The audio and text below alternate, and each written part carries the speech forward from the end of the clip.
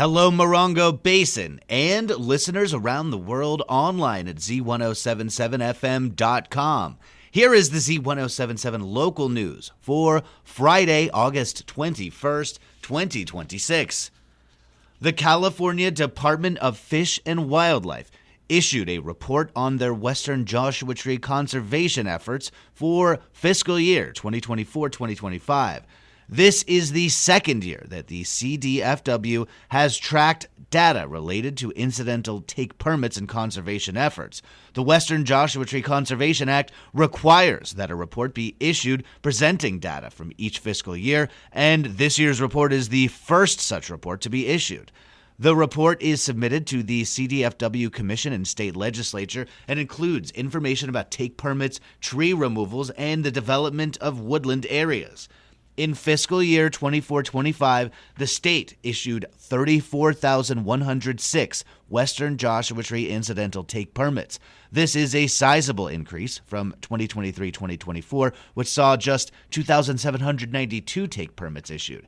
A map included as part of the report shows that a majority of those permits were issued in the high desert region, including the Morongo Basin and Victorville areas.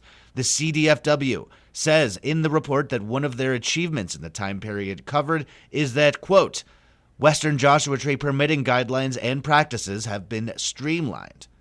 A total of 3,979 acres of Western Joshua Tree woodland development was permitted, with 1,210 of those acres developed in San Bernardino County.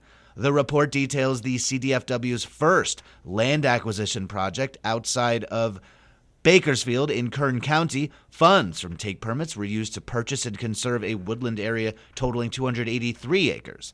The report touts the CDFW's collaborative approach to issuing take permits as part of the High Desert Water District sewer project in Yucca Valley. The full report is available to the public. You can read it at a link in this story at Z107.7 FM.com.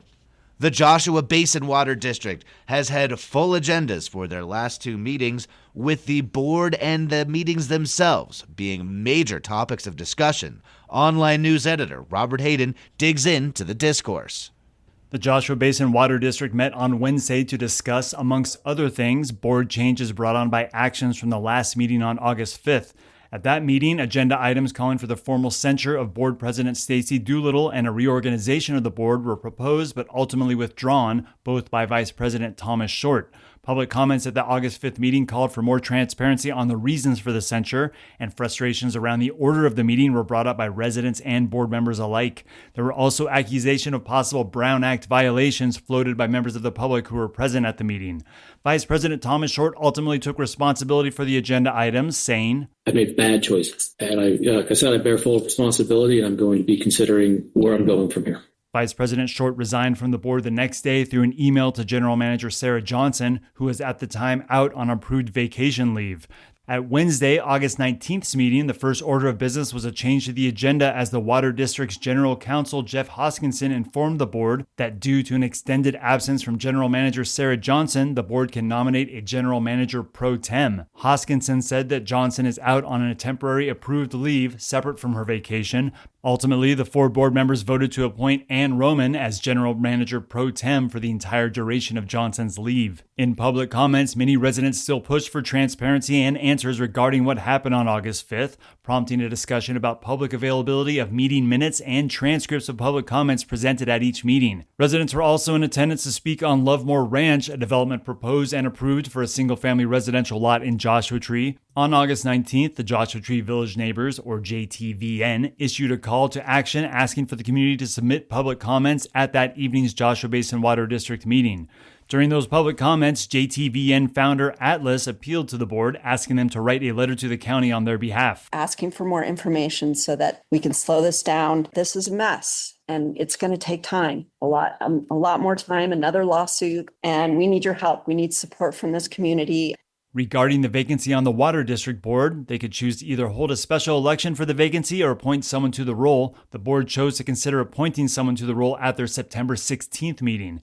In director comments at the end of the nearly 3-hour-long meeting, Director Jane Jarlsberg says that letters addressing the Lovemore development will likely have to come from individuals on the board. I don't think we can put it on the agenda for the next board meeting, which is like one day before the deadline for these letters. So something needs to be done before that meeting from individual, because we can't really make a board decision on it. Board vacancies and meeting decorum were not the only things discussed at Wednesday's meeting. However, it did remain top of mind as President Doolittle revisited the issue during her remarks. Given the absence of General Manager Sarah Johnson, I'm going to reserve questions and comments specifically concerning her conduct until she's back here to respond. But I'm not going to allow August 5th simply to disappear. The district did not emerge from August 5th looking good.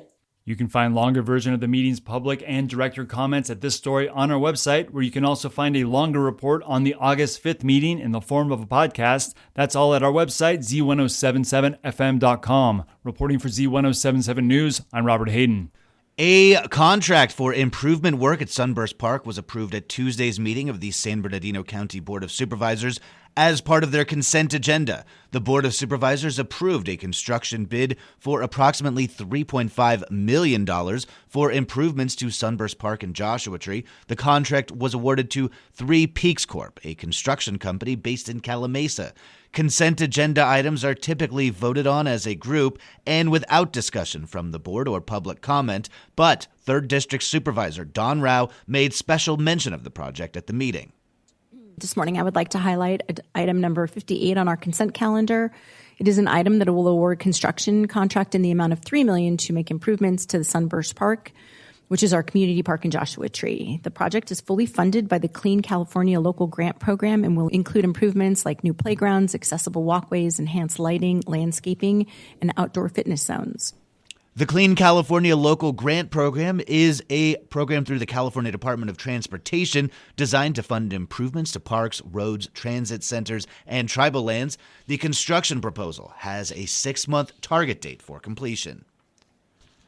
Morongo Valley's Coyote Cone continues to host their free Friday community nights with a screening of a secret family-friendly film tonight. Reporter Gabriel Hart has the scoop. I went into the shop one day to get an ice cream treat. With past Friday summer nights focused on games and even a pie-eating contest, Coyote Cone will be screening a surprise family-friendly film tonight with their Coyote mascot Scoops handing out free popcorn. Start gathering at 7 p.m. in the Coyote Cone parking lot. Grab your ice cream treat, coffee, or popcorn, and secure your spot for the film beginning at 8 p.m. Bring your own chair and dress for nighttime weather in the low 90s. The event is free and open to the public at Coyote Cone, located off Highway 62 next to Dillon's Roadhouse in Morongo Valley. Reporting for Z107.7 News, this is die-hard mint chip or pistachio ice cream fan Gabriel Hart. An ice cream treat, 'cause ice cream is my favorite. And finally, Theater 29 has announced 2 very different, thought-provoking productions to ring in their new season.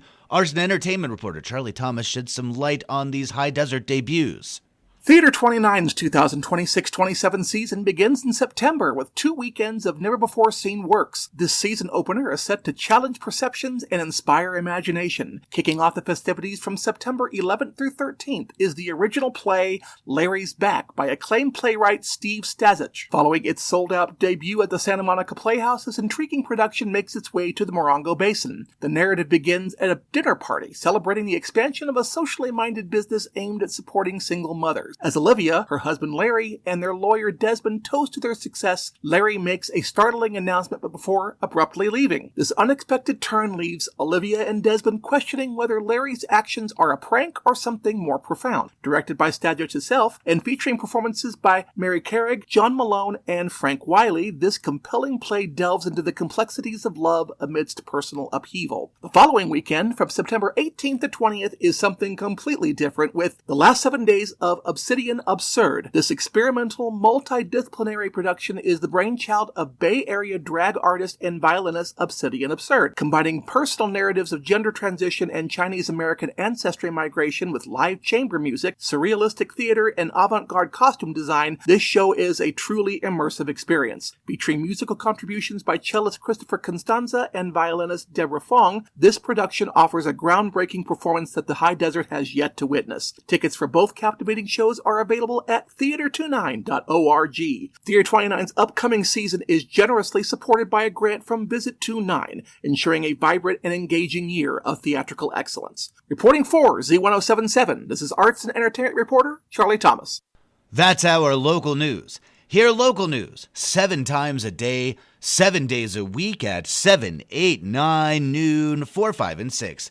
If you hear about news happening, let us know. Email us at tips@z1077fm.com. Reporting for the Morongo Basin News Leader, the award-winning Z107.7 Local News, I'm News Director Jeff Harmatz.